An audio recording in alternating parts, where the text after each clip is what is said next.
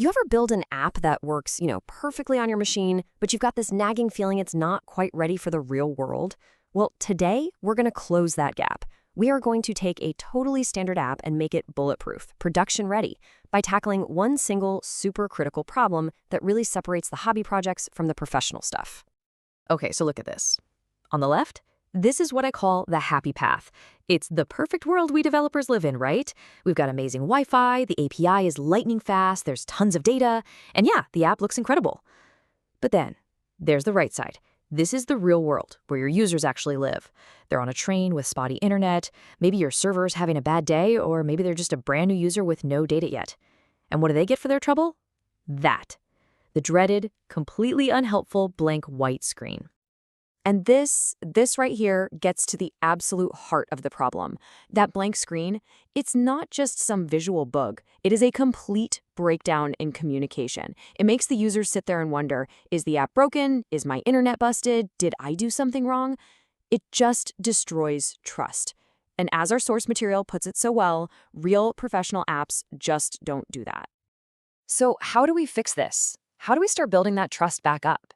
Well, the solution is actually pretty simple. We need to teach our app how to talk to the user, how to communicate clearly no matter what's going on. And the way we do that is by making it understand the 3 essential states it can be in when it's trying to get data. And here they are. These 3 states are going to be your new best friends. They are the fundamental building blocks for a truly solid user experience: loading, error, and empty. Seriously. By just thinking about and handling these 3 scenarios, we can prep our app for pretty much anything the real world decides to throw at it. First up is the loading state. This one's easy. It's just that little bit of time when the app is out fetching data. But instead of showing a blank screen that basically screams, "I'm broken," we show a loading spinner. It's the app's way of saying, "Hey, hang on, I'm working on it." And that tiny change is huge. It tells the user the app heard them and is doing something. Next, the error state. This is for when things really do go wrong. The network drops, the API server just gives up.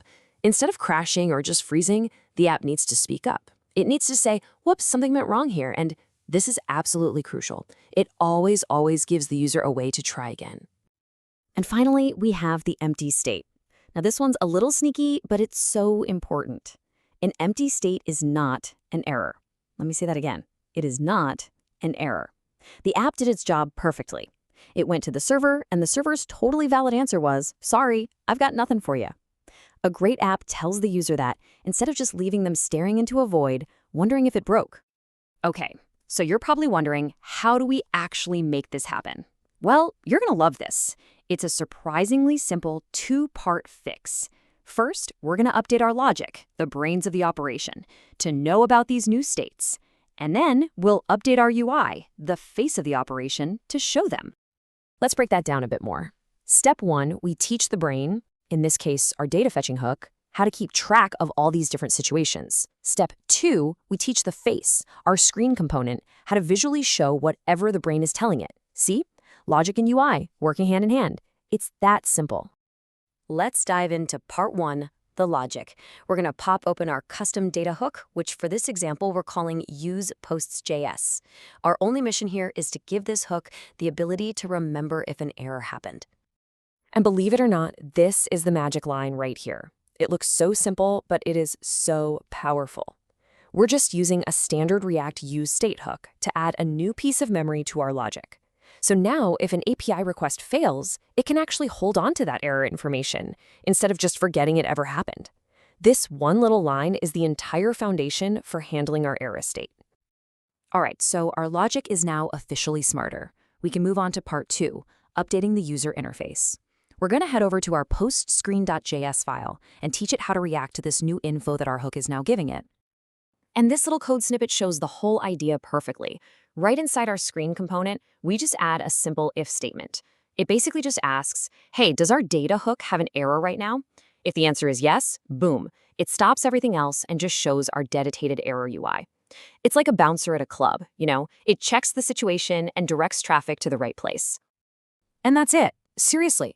With just those 2 tiny changes, one to our logic, one to our UI, the whole transformation is done. We've gone from a fragile, brittle experience to one that is robust, communicative, and honestly just professional. Let's look at exactly what we've accomplished. Now, just look at this table. This is the payoff for our hard work. If the API is slow, the user sees a loading indicator, no confusion. If the API totally fails, they get a clear error message and that all-important retry button.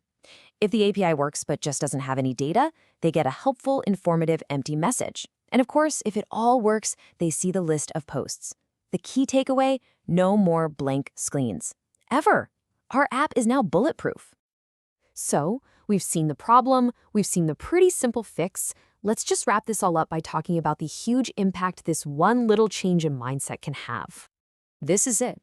This is the core principle you should take away. A truly great application never loses its cool. It communicates clearly, it's professional with the user, no matter what's happening behind the scenes with the network or the back end. This philosophy right here is what turns a cool project into a polished, production-ready application. And it really all boils down to this.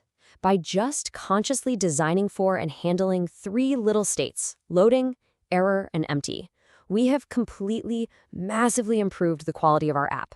And even more importantly, we've improved the user's trust in it.